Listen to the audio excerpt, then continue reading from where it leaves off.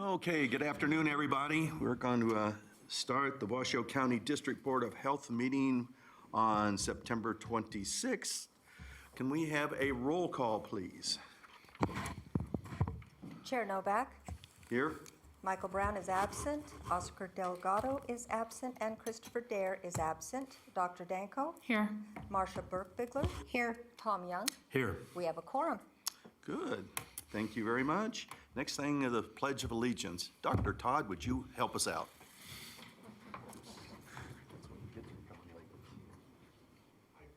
Allegiance to the flag of the United States of America and to the republic for which it stands, one nation, under God, indivisible, with liberty and justice for all. Thank you, sir. Okay, next item on the agenda is public comment. We have two public comments set up. Christy from Truckee Meadows, please step forward.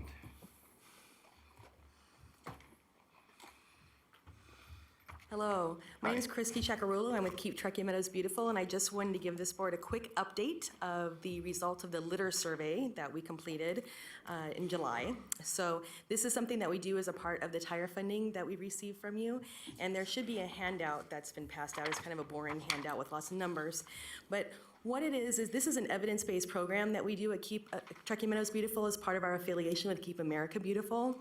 And we restructured it significantly this past year to try and make it more reflective of our community and more accurate, as well as more impactful for the results that we're looking for. And as you can see, it's representative of our entire community. We essentially broke up the Truckee Meadows into a quad. We took the river as the middle, and then we cut it the other way with 395 going north and south. And we broke that up into 4 areas and then made the river a separate area because the river is a unique area of concern. And so we broke those 5 areas together and recruited volunteers and trained them on how to go out and evaluate how clean and how dirty our community was. And that's based on a 4-point scale, 1 being very clean, 4 being a mess, an illegal dump site requiring large equipment to clean it up. And we went around, we had the volunteers go out and rate these different areas. You can see the specific areas on the sheet as to how clean or dirty they felt that area was. And the overall results are reflected there. And it looks like we're staying pretty clean, but again, it does help us in looking at these results and helping to direct our attention in moving forward. So I just wanted to share this with you. It's an important piece of what we do, and if you have any questions or concerns at all, you can always reach out to me, Christy with Keep Truckee Meadows Beautiful. We've got the river cleanup on Saturday, and hopefully we'll see you there. Does that bring a snow shovel on Saturday? I'm sorry. Okay, one other comment now from Mr. Pitkin.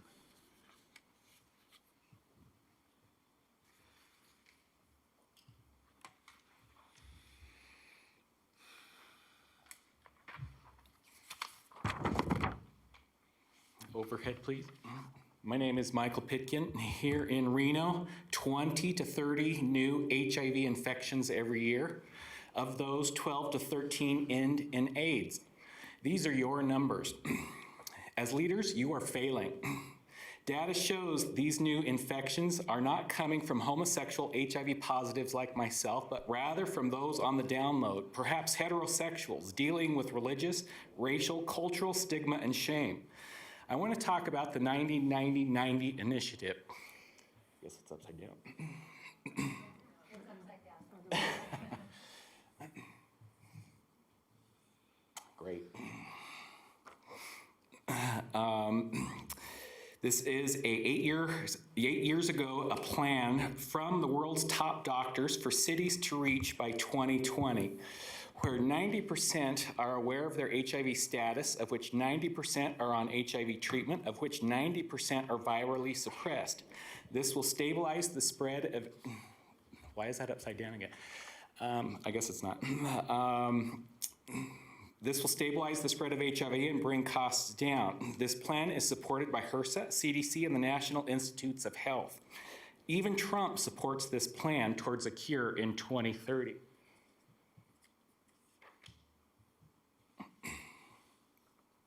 Seattle reached their goals in 2017. last month, London exceeded their goals to 95, 95, 95. Now I want to talk about the 5 HIV prevention pillars. Action pillar number 1, programs for females and their male partners. Pillar 2, HIV services in all countries. Pillar number 3, condom programs. Pillar number 4, voluntary male circumcision in priority areas. Pillar number 5, post and pre-exposure prophylaxis, PEP or PrEP, for high-risk groups. When I hear that our friend Meredith Tanzer of Eddie House got the funding that was already allocated for pillar number 5, Washoe County Public Health Interventions, this is unacceptable.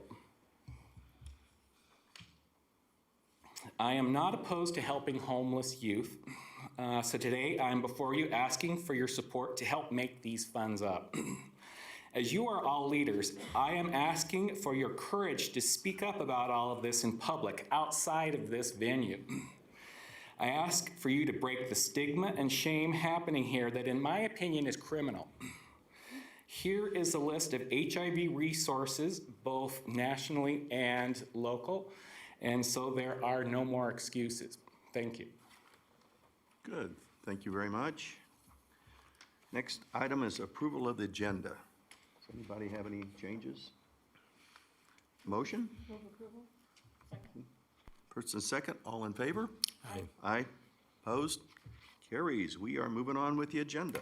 Mr. Health Officer, number 5. Thank you, Mr. Chair. Number 5, recognitions. I'd like to begin with years of service to recognize Stephen Shipman for his 20 years of service with the Health District. I don't believe that Stephen is here today because there he is. I thought you were going to be at the other Emergency Planning Committee meeting. That's where he's headed next. Sorry, I didn't see you there. Could you please stand up, Stephen? 20 years of service, and Stephen is one of our public health emergency response planning positions within our EPHP division. So thank you very much, and stick around, we'll take a picture. We got a certificate and a pin for you, Mr. Shipman. Promotions. We have Stephanie Chen in CCHS. Stand up, please, Stephanie. Stephanie's not here. Okay. She has been promoted from Health Educator 1 to Health Educator 2, so congratulations to Stephanie on that promotion. We also have accomplishments on the agenda today. Kristen DeBraga with EHS. Please stand, Kristen. Congratulations to Kristen. She passed the National Environmental Health Specialist examination, so we're very proud of her. It's a difficult exam, and we're very proud of our track record at the Health District with a number of employees that are passing on their first try, so congratulations. Terrific. And then right next to Kristen, Amber English. If you could please stand for a moment. Amber has been selected to serve as a member of Council 3, which is Science and Technology, at the 2020 biennial meeting of the Conference of Food Protection. So congratulations, that's an honor, and Ms. English will represent us well, I'm sure, in that role. Also, Ellen Messenger Patton with EHS is not able to be here today, but she was appointed to the NACHO, the National Association of County and City Health Officials Environmental Public Health Advisory Work Group. So congratulations to Ellen and for her participation with NACHO in that work group. We have a couple of new hires that are, one of whom is with us here today, and that's Kelsey Atkins, and I would request Ms. Lotritz if you could do an introduction of Kelsey to us. Thank you. Good afternoon, Lisa Lotritz, Division Director for CCHS for the record. This is Kelsey Atkins. She's our new registered dietitian in WIC. She joins us with experience working in the clinical setting as well as providing community outreach. She's a native Nevadan, a UNR graduate. She's certified diabetes educator, and she's currently completing her MPH at UNR. She's a busy girl. Terrific. Great. Thank you. Please stick around, everybody. We'll be doing pictures. Also, we have a new public health communications program manager in my office, Mr. Scott Oxerard. Scott is not with us today, and he has a pretty good excuse because he has a new baby daughter who was born about 11:30 p.m. on Saturday evening. So he's busy with his family today. But we're very, very pleased to have him at the Health District. He's a journalism grad from UNR. He has media experience, both print and radio with Reno Gazette Journal and KOH. He's done digital communications at Renown Health. He worked previously in the county's communications group and comes to us most recently from Sierra Nevada Corporation. So very glad to have him with us at the Health District. We have a number of Shining Star recipients, and as I'm sure everybody will recall, these are people that have been recognized for their service to the excellent customer service to the public or by their fellow employees for their service here. And Jennifer Howell congratulations, Jennifer. Jennifer's received 4 Shining Star Awards, so thank you very much for your efforts. We have Blair Hedrick. I'm sorry, Jennifer is with our HIV program in CCHS. Blair is with our Vital Statistics program, and Blair has got 11 Shining Stars, so congratulations to Blair.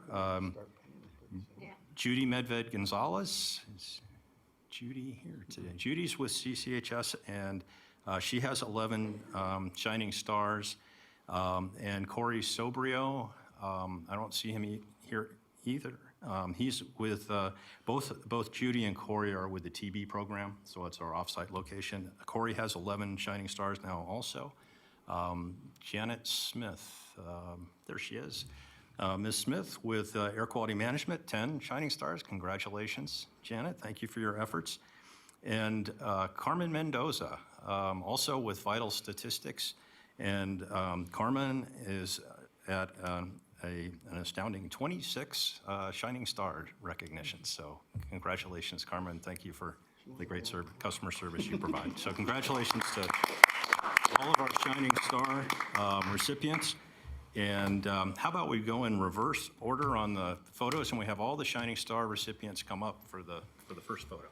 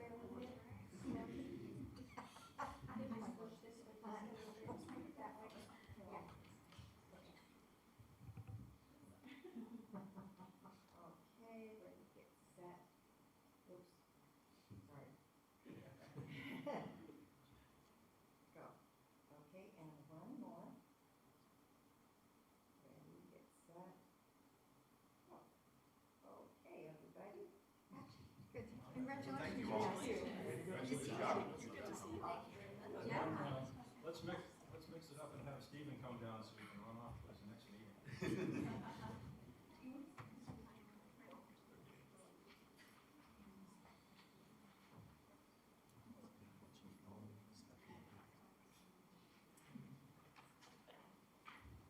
Congratulations, Stephen. Right there. I'm a sinner. Okay, 1, 2, ready, go. And one more. 1, 2, ready. There you go. Congratulations. Almost painless. Thank you. Jump to the next page. And then how about Kelsey?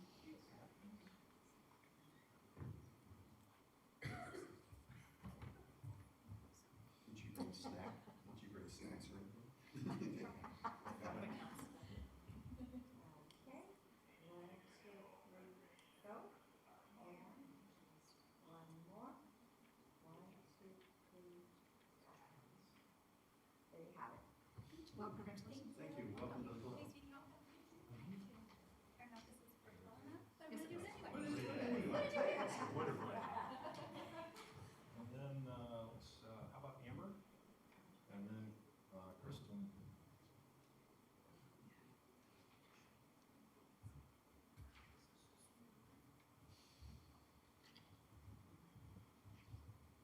Right in the center. Okay. 1, 2, 3, go. And 1 more. 1, 2, 3. There we have it. Congratulations.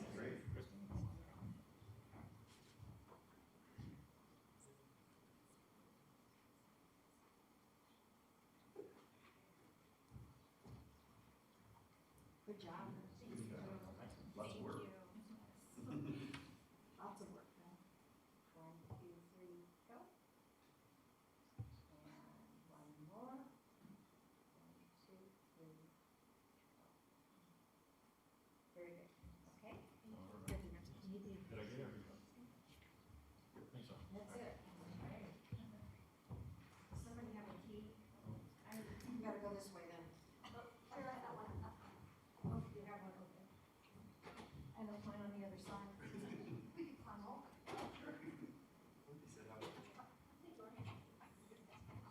A lady of many skills. I know. I'll let him in. It's so required.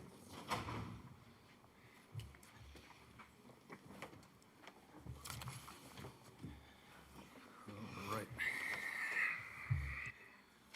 Well, congratulations, everybody. Thank you for everything you do for us, and especially our shining stars that make us all look real good, and I appreciate it all. Thank you. Okay, next item is 6, the consent agenda. Do we have anybody wants to make a change, pull anything, discuss anything particular? Okay, I'll take a motion. I move to approve the consent agenda. Second? Second. Second, good. Thank you very much. All in favor? Aye. Opposed? That carries unanimously. Very good. That takes a lot of good business off. Next thing on the thing is a public hearing.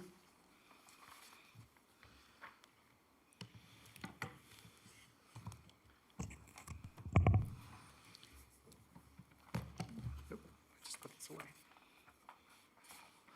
Good afternoon, Mr. Chair, members of the board. For the record, Daniel Inoue, I'm Acting Director for Air Quality Management. Earlier this year, your board provided us or gave us direction to revisit our open fire rule. Ms. Julie Hunter has been the project manager since that time, and she has been working very closely with stakeholders, not only with the public, but with the additional fire agencies. So last month, your board adopted the business impact statement, and I'd like to introduce Ms. Julie Hunter, and she'll provide you an update on the proposed revisions. Thank you, Dan. Good afternoon, Mr. Chairman and members of the board. For the record, Julie Hunter, Senior Air Quality Specialist with the Air Quality Management Division. So currently, the open fire regulation prohibits open burning throughout Washoe County from November through February. So on March 1st, open burning is allowed in Washoe County with specific exemptions within the Truckee Meadows Hydrographic Basin 87. The blue shaded area in the map that is displayed shows the boundary of HA 87. The current exemptions for burning in HA 87 are divisions of local municipalities, divisions of state or federal governments, operators of agricultural facilities greater than 2 acres in size, operators of ditch and water delivery facilities, and the owner of any property where the Fire Control Agency and the Air Quality Control Officer jointly determine based on an on-site inspection that a public safety hazard exists and no other reasonable alternative exists for eliminating that hazard. So the Air Quality Management Division held meetings with our 4 fire protection districts as well as our enforcement branch to develop the regulation revision. The proposed open burning regulation will allow open burning throughout Washoe County year-round with more flexible exemptions for burning within HA 87. The proposed exemptions for burning in HA 87 are properties on 2 acres in size or greater, divisions of state or federal government, divisions of local municipalities, canal and irrigation companies, and again, the public safety hazard. 3 public workshops were held in June and July with Air Quality Management Division and the Truckee Meadows Fire Protection District. We received public comment from 4 individuals, and a summary of those comments are included in your board packet. There are no air quality management fees proposed at this time. However, if the public safety hazard inspections are requested and conducted, Air Quality Management Division will evaluate the burden, if necessary, propose fees to cover those expenses. So at this time, staff recommends that the District Board of Health adopt the proposed revisions to the District Board of Health regulations governing air quality management, Section 040035, open fires. And with that, I'll take any questions. Good. Is there any public comment? Okay, good. Do we need a motion to accept this? Yeah, I'll make a motion to adopt the revisions of the District Health, Board of Health regulations governing air quality management, Section 040.035, open burning. Good. Second? Second. Good, thank you. All in favor? Aye. Opposed? That carries. Very good. Thank you. Thank you. Mr. Inouye, would you like to bring up another thing? Sure. For the record, Daniel Inoue, Acting Director, Air Quality Management. Earlier this year, Mr. Mike Wolf and his group have been working on revisions to the odor regulation. It is a combination related to advancements in technology and also some of the economic development that we've had in this area as well. So I'd like to introduce Mr. Mike Wolf, and he'll guide you through the business impact statement. Thanks. Good afternoon, Mr. Chairman and members of the board. For the record, Mike Wolf, Permitting and Enforcement Branch Chief, Air Quality Management. I'm here today to present the BIS for proposed odor regulation revision. A quick summary, our current regulation, the way it's written, does not provide provisions for the quantification of odors using an olfactometer. So in an effort to better serve our community, the Air Quality Management Division has purchased an olfactometer, and we feel we needed to have in regulation a quantified nuisance level so that we can use it both, for enforcements and just compliance assistance to our community. The proposed regulation change would add a nuisance level for residential areas of 7 dilutions and for non-residential of 15 dilutions. What that means is how the olfactometer works is it takes in, as you breathe, it takes in an amount of air with the nuisance odor in it. You can dial that back so that no nuisance air is coming through without being filtered through carbon, and then you can slowly increase the amount of nuisance air that comes through. They're called dilution levels. It's a pretty interesting, pretty simple little thing. For this change, we held 2 public workshops on September 4th, one at noon and one at 5:30. We had 3 members from the cannabis industry show up to the noon meeting. Of those, we had no public comments. There are no proposed additional fees for this change, just adding the quantification. In fact, there is, if anything, a potential benefit in that hopefully it'll help streamline our investigations with odors, and it could decrease the amount of time we spend on them as a division. So the staff recommends that the District Board of Health approve and adopt the business impact statement and set the public hearing for possible adoption next meeting. And with that, I open it up to any questions the board may have. Any questions? Yes, ma'am. Thank you, Mr. Chair. I'm curious, does this relate to, I get that it relates to cannabis facilities and all of that, but what about farms out in country land? Clearly cow manure doesn't smell that great.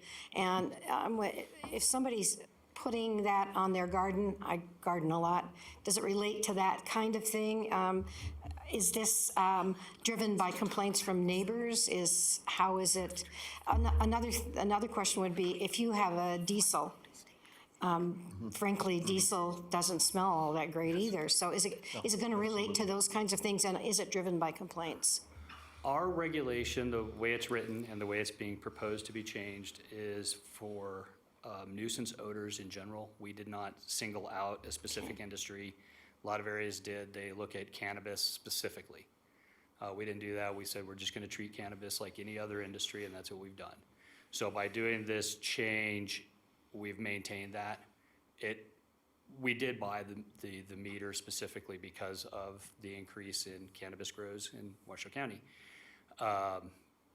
It seems like people are more sensitive to that. With regard to your other parts of your question, unfortunately, if it's agriculture, we don't really have any regulatory authority. But if it's a nuisance odor, we can always at least try and educate somebody.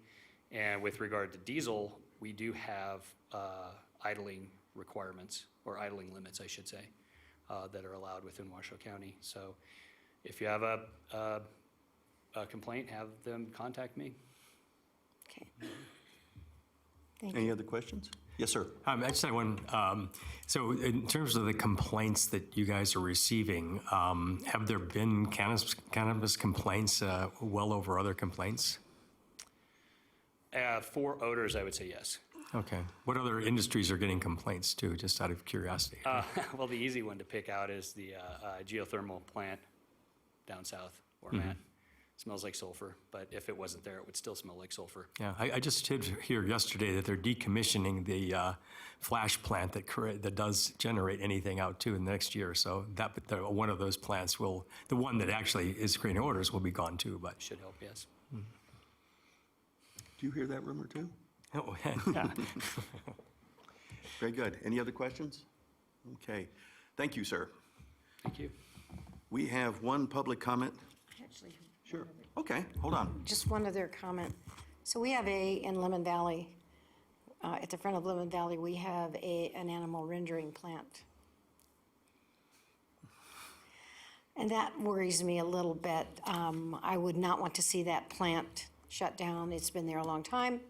But as the valley grows, as population grows in the valley and there are more homes built there, the county just denied, a few months ago, denied a housing development right next to it because of various concerns, but that certainly was my concern. But I think that's an area that it just stinks. I mean, I used to live next door to one, so trust me, I know how bad they are, but that kind of thing is an area that I would be really concerned about. Somebody suddenly deciding, well, this thing stinks, and I don't want to see us get put in the position where we're shutting a business down because it's a business that's been there forever, and it provides a good service to the overall community. So, and as we grow further north, that's going to become more centralized.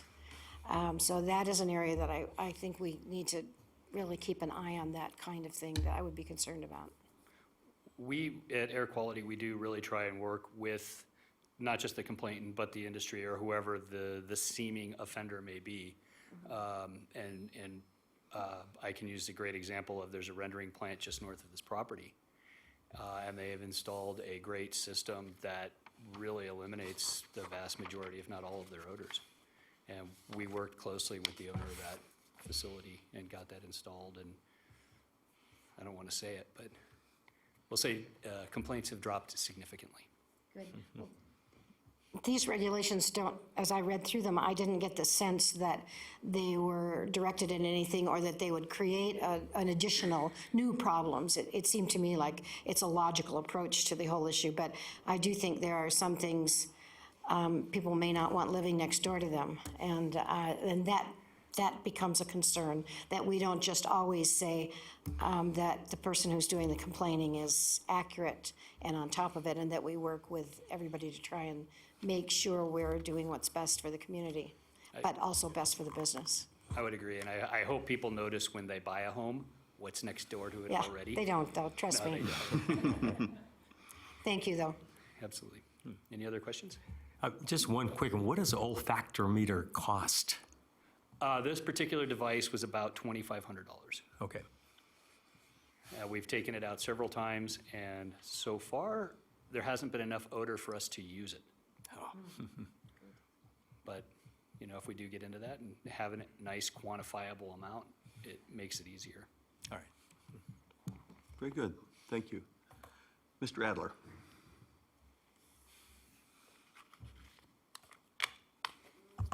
Hi, Will Adler, representing Silver State Government Relations, vaguely representing marijuana industry here today.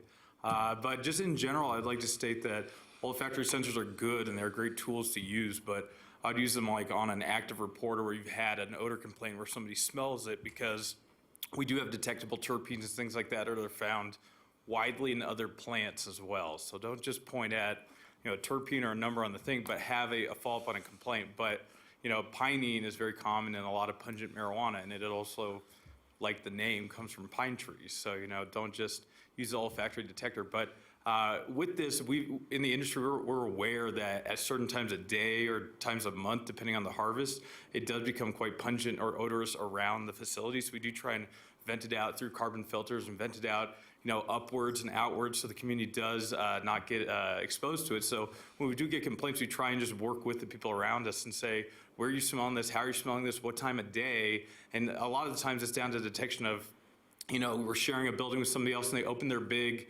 storage door at that time of day and that sucks the air out that way. So we started pressurizing a hallway. That took care of the air leaking out the bottom. But usually it's more of a community just conversation than it is a real complaint or a fine, because we're here to help and we're here to, work with the community. So if you smell us, let us know, and we're here to, fix that because we're aware of our own odors. Thank you very much. Good, thank you. Okay, no other public comments? Okay, good, thank you. We need a motion to accept the report. I'll read the motion here in the thing for the Okay. record. So the motion we have here is to move to adopt the business impact statement regarding proposed revisions to the District Board of Health's regulations governing air quality management, section 040055, odorous or gaseous contaminants, with a finding that the revised regulations do not impose a direct and significant economic burden on a business, nor do the revised regulations directly restrict the formation, operation, or expansion of a business. And we will set a second public hearing for possible adoption of the proposed regulations, revisions to the regulations for October 24th, 2019 at 1 p.m. Thank you. Mouthful. Do we have a second? Second. It's got a second. Okay, all in favor? Aye. Opposed? Very good, it carries. Very good, moving right along. Now, I think we have, Remza is next. Kevin?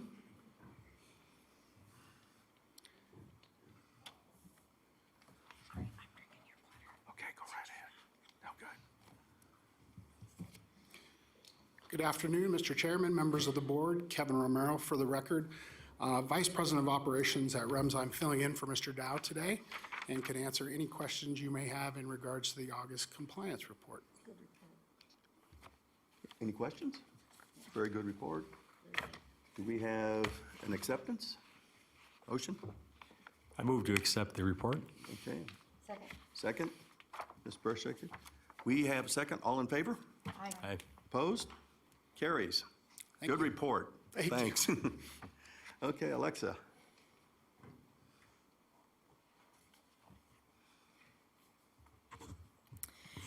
Thank you, Mr. Chairman. You have for your review the Public Relations Report for August. Today, I will give you an update on a couple of our more recent activities. We had a variety of media stories highlighting our special events team at the end of August. The stories included wellness tips for special event visitors, as well as highlights about our partnership with the Sparks Fire Department to successfully manage the medical triage and treatment area at the Rib Cook-Off. In late August, Senator Catherine Cortez Masto visited REMSA. She toured the entire campus and visited with staff, field providers, and dispatchers. We are proud to say that she was impressed with the breadth and depth of the services we provide. Cindy Green, Education Manager, was featured in a series of interviews announcing that REMSA is currently conducting paramedic entrance exam testing. REMSA's entire education program and the impressive pass rate that we have for paramedics on their national registry exam were key points of the story. Francisco Ceballos, Community Education Coordinator, provided an interview and demonstration to Colo News about how to properly install car seats during National Child Passenger Safety Week. And finally, this week, we are announcing to the public that beginning October 1st, REMSA will offer flu shots to 100 homebound citizens of Washoe County. We are working with the media to generate awareness about this program. Information about the program and homebound eligibility can be found at remsahealth.com/news/homebound flu. REMSA is offering this program in partnership with the Washoe County Health District. I'm available to answer any questions you may have about our public relations report. Good. Questions? Next time, would you please give your name and for the record? Oh, sure, sorry. Since we Alexa recorded Jobson for and the record. translate it later, so I appreciate it. Thank you very much, and I love the idea of homebound. flu shots. Thank you. And just a side comment, if you haven't gotten your flu shot this year, it didn't hurt too bad yesterday, so get your own. So, very good. Thank you very much. Move approval of the report. Okay, we'll move to approve that one. Second? Second. All in favor? Aye. Good. Opposed? None. That's approved too. Okay, we have now a presentation and possible acceptance of the revised 2018-2020 Community Health Improvement Plan. Ms. Peters. Good afternoon. For the record, I'm Katrina Peters, Director of Programs and Projects, and I'm here this afternoon to share with you some revisions we'd like to put forward for your possible acceptance to our 2018-2020 Community Health Improvement Plan.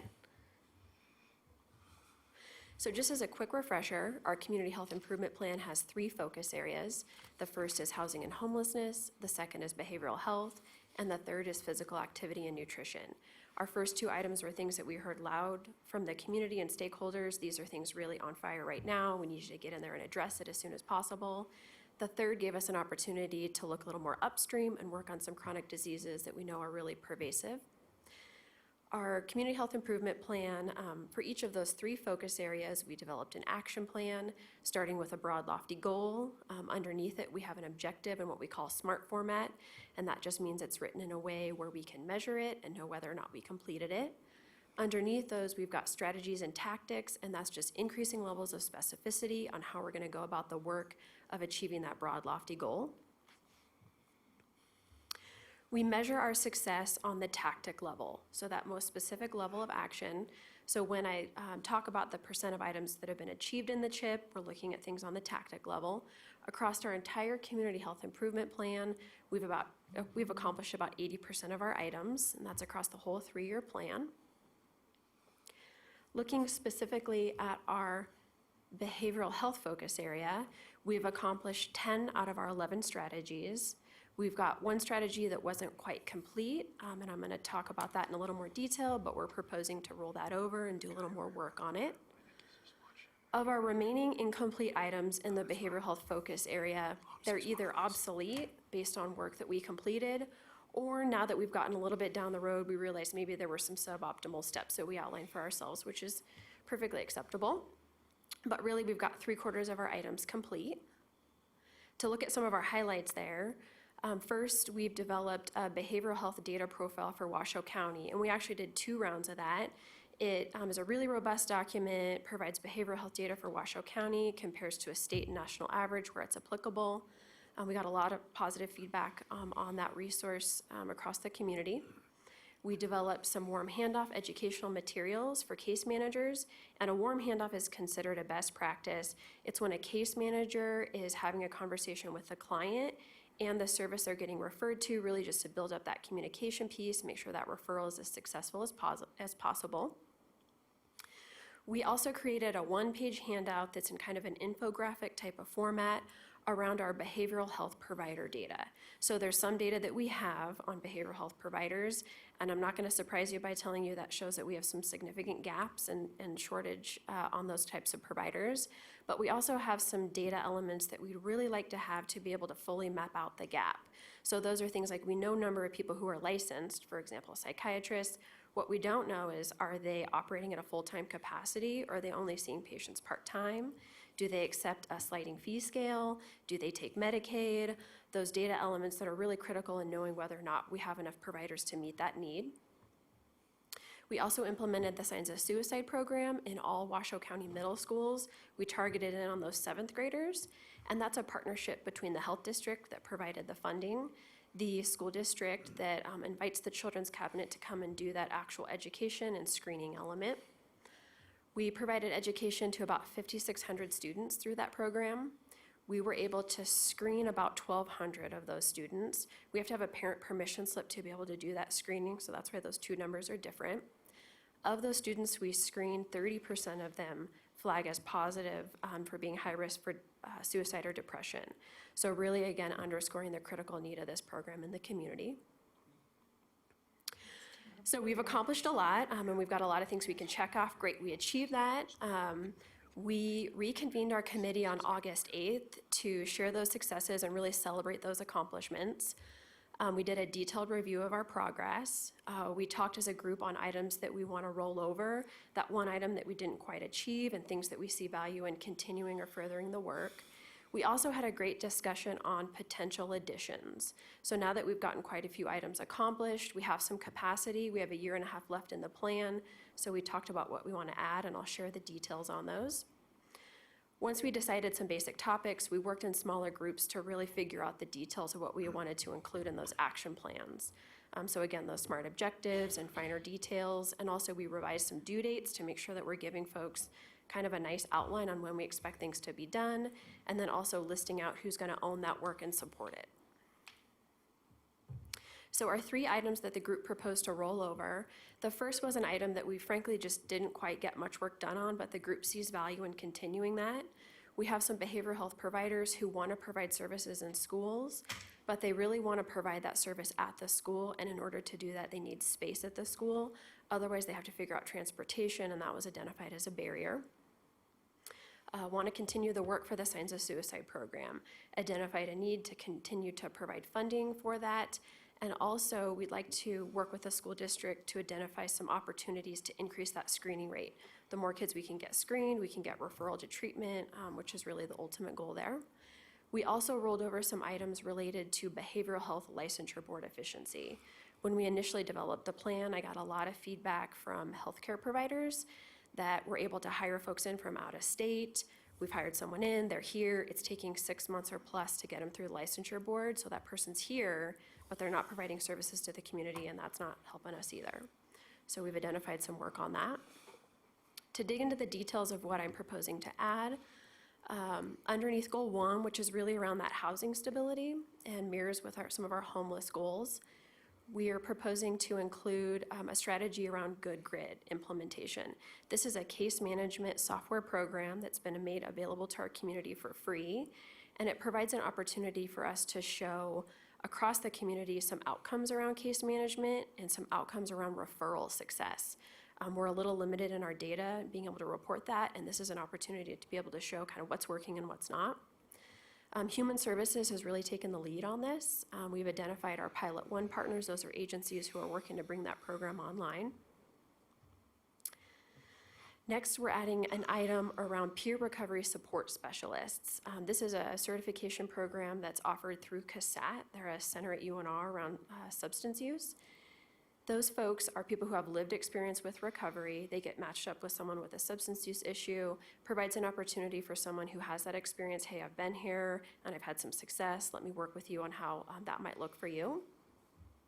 We'd like to start by just doing a baseline survey. How many peer recovery support specialists are out there, and then providing some trainings for providers who are interested or might be able to sort of optimize folks with that certification. Our owner here is Foundation for Recovery. They're a local nonprofit. And our supporters, again, are CASAT. They're a substance use center hosted at UNR, and the district courts are supporting that as well. Under Goal 2, we've got a couple revisions. One is to do that data profile annually. So we initially wrote in the plan to just do it once. Folks saw a lot of value in that work, so we want to continue that and do it every year. We've partnered with UNR and had a UNR MPH intern do the bulk of that work, and that worked out really nicely for us. It's also been included as a part of the Washoe County Regional Behavioral Health Policy Board annual report, so we've really coupled those two together. We've also gotten a lot of good feedback. The report itself has charts, tables, and graphs that are really easy to share, so anybody who wants to scoop those up and use them, we've really welcomed that. A couple more revisions or additions on Goal 2. The first is around that provider data handout. We want to compare year over year and add a few more elements to that. There was also a desire expressed to add some information on employers that are offering loan repayment opportunities. We know that can really help with retention, especially folks that we train in our state. We want to keep them here, so we want to gather some basic information around that. Our second strategy is a lofty one. We've got some really data smart folks who've offered to participate in this that are at the Nevada Department of Health Primary Care Office, Scott Jones, and Steve Messenger, who's with the Nevada Primary Care Association. We've brainstormed using some Medicaid claim data to see if we can get at some of those questions that we want to answer around FTEs and sliding scale, Medicaid, who's taking patients who have Medicaid. So we're going to look at that existing Medicaid data and see if we can figure out some of those numbers. Our next item under Goal 2 is, again, rolling over that work around behavioral health licensure board modernization. So figuring out which boards are offering things like, can you put in your continuing ed credits online? Can you apply for a license online? Really looking at some of those efficiency opportunities. And again, same owners as the provider data group. We know those two are kind of linked together. Our last strategy under Goal 2 is around SBIRT expansion. That's an acronym for screening, brief intervention, and referral to treatment. We've got a lot of community support around this, and it's really kind of at its, the basic way to explain it is that it's a process healthcare providers would adopt to be able to do a screen for high-risk behaviors, something like substance use or depression, and then do an appropriate referral to treatment based on that screening. Again, folks at UNR agreed to be the lead on that. They also get some state funding to support that work, and then broad supporters across the community who want to further this work. Our last addition is under Goal 3, and that goal is around reducing suicide and depression. We added seniors. It was initially an item that just focused on adolescents, and we've added in some strategies and tactics to support a Build Health Challenge grant. This is a grant that the Renown Institutes really took the lead on, applying for funding from Robert Wood Johnson, and this is intended to address the senior suicide rates that we've seen that are really alarming. So in the 85+ age category, we have 4 times the national average of senior suicides. So this grant is intended to look at some of those issues and see how we might be able to address them. With that, I'll take any questions. Questions? Okay, comments? I need a motion then to accept the report. So moved. Moved? Yes. Second? Okay, thank you. All in favor? Aye. Opposed? Thank you very much, Ms. Peters. Okay, next item. He's getting nervous. Be nice, Lori. Hi, Lori Griffey for District Health Officers for his eval. I'm the HR rep for the Health Department. It's that time again to do the District Health Officer Annual Evaluation. We presented in your packet the questions that we've used in the past for both the District Health Officer and the County Manager. If you're okay with those questions and the list of participants we provided for you, we just need your approval to move forward. Good. Any questions, comments on there that asks for anybody else that needs to be added for a question for his evaluations? Seeing none? Good. I'll accept the motion then. We'll move on with this. Move to accept. Okay. Second? Second. Thank you very much. All in favor? Aye. Opposed? That carries. Move forward. Thank you. You'll get it in your email soon. Good, thank you. And please, please fill out the survey and get it back to her in a reasonable amount of time. I know Lori will appreciate it, so. Okay, moving along. Staff reports. Good Mr. afternoon. Inouye, you're back. Hey, good afternoon, Mr. Chair. Daniel Inouye, Acting Director for Air Quality Management Division. Wanted to give you an update or really a summary of our past ozone season. We were very fortunate that we did have some very low ozone concentrations this year. We did not have one exceedance. We actually had 0 exceedances of the National Ambient Air Quality Standard. Our highest 8-hour concentration was 69 parts per billion. The standard is 70. So there were some factors that came into play, some of them that we had no control over, one of them being the weather. Overall, it was a cooler summer than previous summers. We had one day that was recorded over 100 degrees or higher, and I believe it was only reached 100 degrees for 3 or 4 minutes on top of that. Another factor that is very significant that we do not have control over is wildfires. We had a relatively quiet wildfire season this past year. Don't want to jinx it. Yeah, wildfire season is still out there, but up through our ozone season, we've experienced very few wildfire smoke impacts so far. And one factor that is very important that we do have control over is our enforcement program. So as our enforcement team goes out and does inspections of facilities, they make sure that there are no extra or excess emissions than we had planned for. So that helps to reduce the volatile organic compounds, which is half of the ingredients for ozone. So that is one factor that we do have control over, and we do have a strong enforcement team that is making sure that there are no excess emissions that contribute to our ozone concentrations. So with that, that was the highlight I wanted to share with you. Good. And Thank you. I'm available for any That's good questions. news. Any questions? Okay, very good. Thank you, sir. Thank you. Miss Lisa.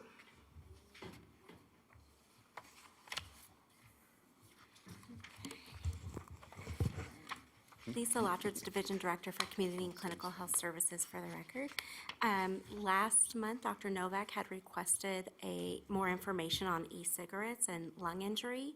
So Lona Bagola, our health educator, will be giving a presentation today. And I just wanted to thank EPHP and EHS and our chronic disease program for a great collaboration. We've started to investigate suspect cases, and it's just been a great team effort, and proud to be a part of it. So I'm going to introduce Lona Bagola. She is, like I said, a health educator for our chronic disease program, and she's going to give you more information on e-cigarettes and lung injury. Thank you. Good afternoon. Hi. For the record, Lona Bogala, health educator with the Chronic Disease Prevention Program here at the Health District. Today I'll be presenting on the recent national investigation into cases of lung injury and illness that may be associated with e-cigarette use. Today's presentation will include these items.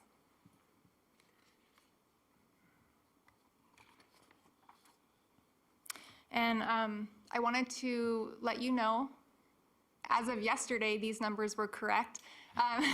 And then just prior to this meeting, the CDC did release new numbers, so I'll kind of just fill in the blanks as I speak, so the slides may not match perfectly. There is a national CDC call happening right now during this meeting, so they'll be talking about some new information as well. So here's a quick overview of the outbreak. As of today, there are 805 cases of lung injury among adolescents and adults that have been reported in 46 states and 1 U.S. territory. There have been 12 deaths in 10 states. All cases have a history of e-cigarette product use. However, no specific products or compounds have been linked to all cases at this time, and limited data suggests that the majority of cases are among young adult males. So here's a brief overview of e-cigarettes for those that may not be familiar. An e-cigarette includes a cartridge which contains e-liquid, which is heated into an aerosol. The e-liquid contains nicotine, and the e-cigarette vapor often includes ultrafine particles which reach further down into the lungs, heavy metals such as lead, as well as other harmful chemicals. So this slide highlights the initial stages of the investigation. The first statement from the Centers for Disease Control and Prevention was provided in mid-August when they announced that there were 94 possible cases of severe pulmonary disease among adolescents and young adults in 14 states. Early on, the CDC stated that there was no conclusive evidence of infectious disease that was causing the illness. I did want to note on this first map, at that time, all 14 states were not identified or named. So this map here just highlights the states that were receiving consultation from the CDC at the beginning of the investigation. And then just 4 days later, there were 149 possible cases in 15 states. And just 2 days after that, there were 193 potential cases in 22 states. At that time in Illinois, there were 22 people hospitalized due to respiratory illness after reported vaping, and they were investigating 12 additional cases. There had been 1 death, and they reported that recovery in their state had been varied.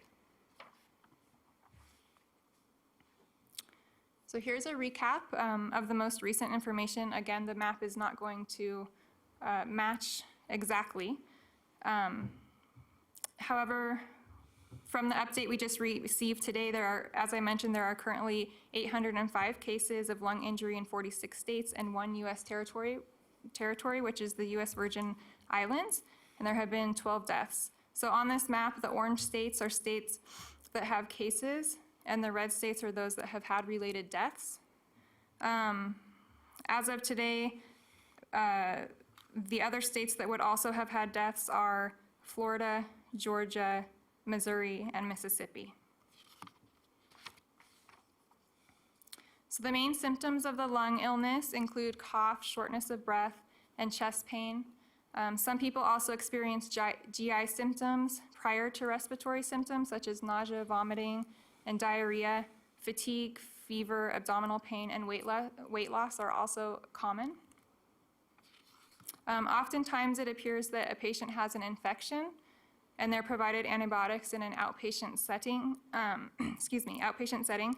The antibiotics do not work and they're later hospitalized. And onset can be anywhere from a few days to a few weeks.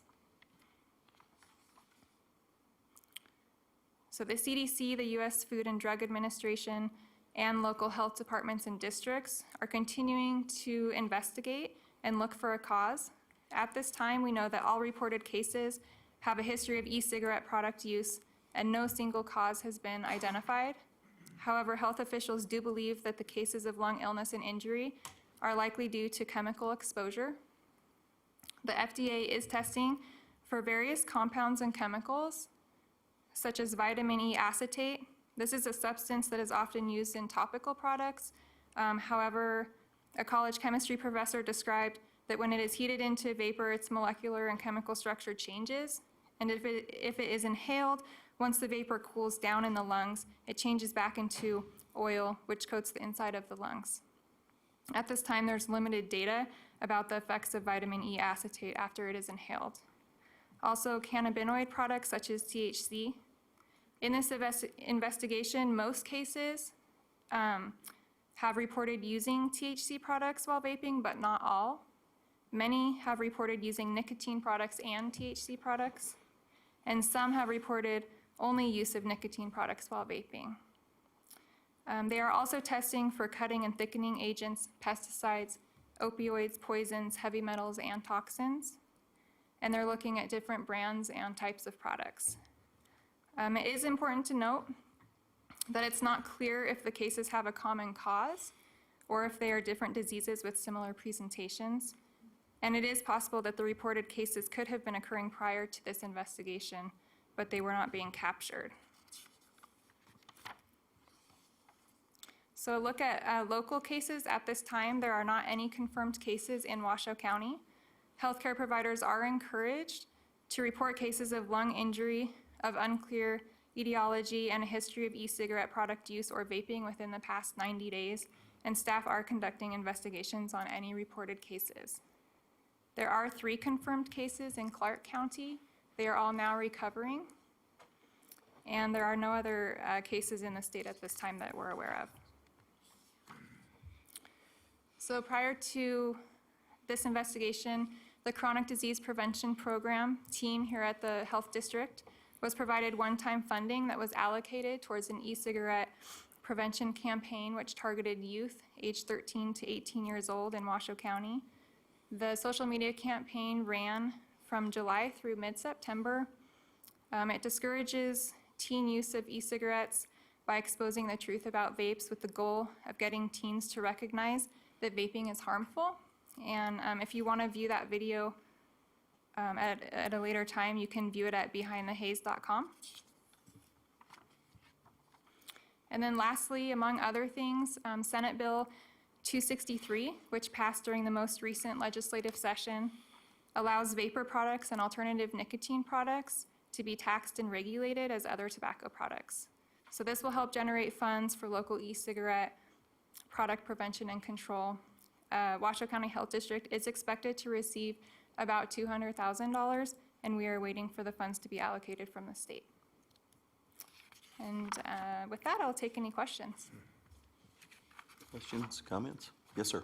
I'm sorry, I just want one question too. I know that in the cannabis industry, the vaping systems or something is a common way to ingest marijuana products and things too. Has this study at all even gone into that realm of vaping, or is it simply on nicotine-based products? I believe the FDA and the CDC are asking patients of any reported cases about vaping and which specific products, whether that be nicotine, other substances, THC. I think the list goes on. So I think they are, to answer your question, yes, they are looking at nicotine and THC and other products. Very good. Thank you very much. Thank you. Yes, go ahead. Just wanted to follow up on Mr. Young's question. I did see in the news just in the last day or two that the state is reporting that the cannabis vaping products sales are down about 15% in the dispensaries. So the public does appear to be heeding some of the advisories that we're putting out, and I think that's a reflection of the reduction in sales that are occurring there.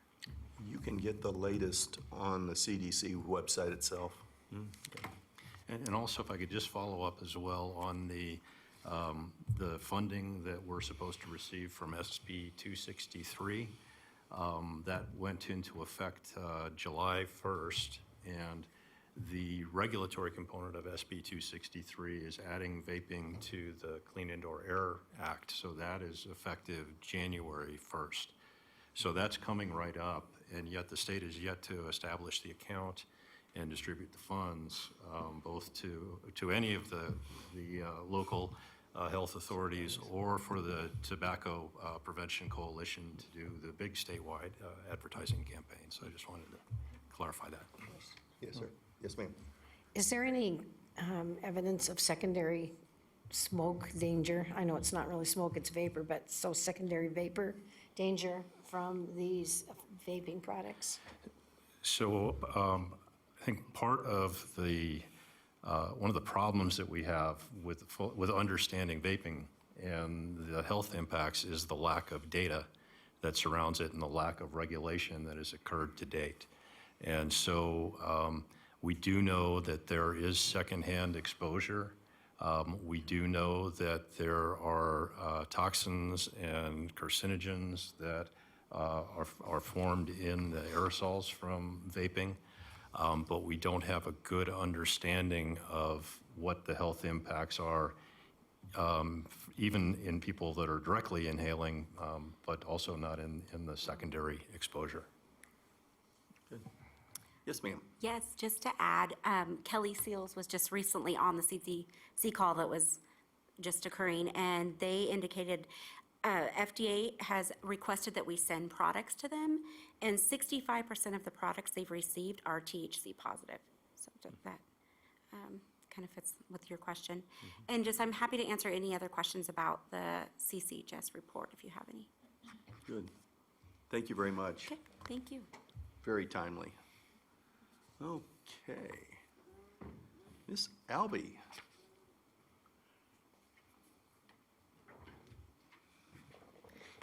Good afternoon, Mr. Chair.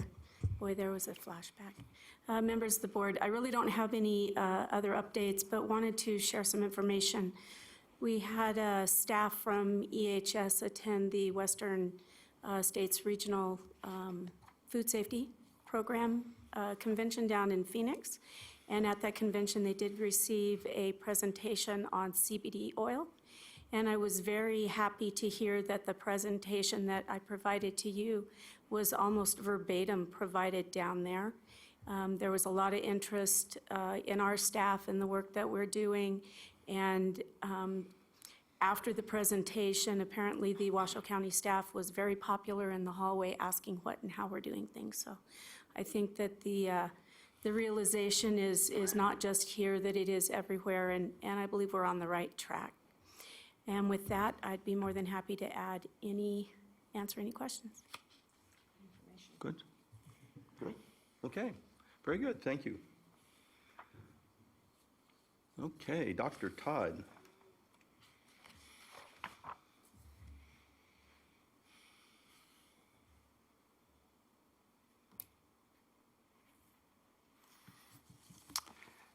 Good afternoon, Mr. Chair and members.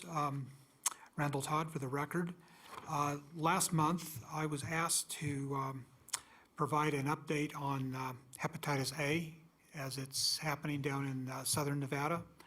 And so you may notice that I did put a paragraph in my report dealing with that. At the time that I prepared this, the data that I had available to me from the Southern Nevada Health District indicated that they had 49 outbreak-associated cases through June 30th. I got on the phone with them and asked what it was currently, and so as of September 18, the case count was up to 89. And that is only, those are only the cases that are associated with this problem. 94% are among people who use drugs, and 80% are among those experiencing homelessness. And that's all the additional information I had. Would be happy to entertain any questions. Any questions, comments? Good. It's almost flu season. Almost. Thank you very much. Okay, moving right along. Mr. Health Officer, it's all yours. Thank you, Mr. Chair. I just want to congratulate the Board of Health for your direction in pursuing our public health accreditation, and really want to recognize the champion that the chair has been to push us to get that accreditation done, and watching the schedule and the calendar, make sure we're making progress, and we're so pleased that we have received our accreditation. We did have a celebration with staff. We had a lunch that our chair and Councilman Dare were able to attend as well, so it was great to have them there for that celebration. I'm pleased to announce that we are the second health department in Nevada to receive the accreditation. We're the first one to get it under version 1.5. So Carson City got in under an earlier version, which didn't have as many requirements as the one that we just met. And we were successful in getting our accreditation ahead of the Southern Nevada Health District. And so staff are very proud of that. I did receive a couple of letters of congratulations. This one is from NACHO, the National Association of City and County Health Officials, and Lori Trumbull Freeman, the Executive Director, wrote to congratulate us. And this one that I have in a frame, we shared with the board, and this is from Dr. Robert Redfield, the head of the CDC, and Dr. Jose Montero, the director of the Center for State, Tribal, Local, and Territorial Support at CDC, congratulating the health district on this achievement. So it's a big deal. We're still waiting to get our plaque, so we'll certainly share that with you when we get it. I also wanted to mention on Truckee Meadows Healthy Communities, we did have presentations that occurred to the Reno and Sparks City Council on Monday and to the Board of County Commissioners on Tuesday of the regional strategy for housing affordability that we developed in partnership with the Truckee Meadows Regional Planning Agency, and using the national affordable housing expertise of Enterprise Community Partners. So I think that strategy was well received in those presentations, and I made public comment there as well, urging each of those bodies to move forward with implementing it, so it's not a plan sitting on the shelf. We've identified the Reno Housing Authority as an organization that we think is well equipped, and they're willing to lead the implementation of the strategy, but it will take I think some discussions and some work on how each of those bodies can feel comfortable that they're properly represented in the way the Reno Housing Authority is conducting that work. And then next Wednesday, we have our behavioral health forum, More Powerful Together. We've got a number of speakers that'll be here at the county chambers. Light breakfast, snacks, and coffee at 8. We'll get going at 8:30. We have Senator Ratty, who will be talking about the legislative activities. And then we'll have Sheriff Balaam talking about what he's doing at the jail to reduce recidivism, and the Washoe County Substance Abuse Task Force. We'll have Amber Howell talking about the women and children's shelter activities at the NAMS campus. Kristen Davis-Quello speaking on the work that Northern Nevada Hopes is doing for behavioral health and their partnership with the jail. And Kristen McNeil with the Washoe County School District, interim superintendent, will be talking about behavioral health issues that they experience there. We'll also be presenting the behavioral health profile that we've developed and the update on our behavioral health components of the CHIP. We will talk about the senior suicide project that Ms. Peters mentioned with the CHIP. I wanted to clarify, while Kendall Craig with Renown's Institutes took the lead in writing that proposal, she did that in her role as the vice president of Truckee Meadows Healthy Communities. So the proposal was actually submitted by Truckee Meadows Healthy Communities, and we are still alive in that Build Health Challenge process with Robert Wood Johnson Foundation. I'm hopeful that soon we'll have positive news that we can announce for you with that project moving forward. So that concludes my report. Very good. Good. Thank you.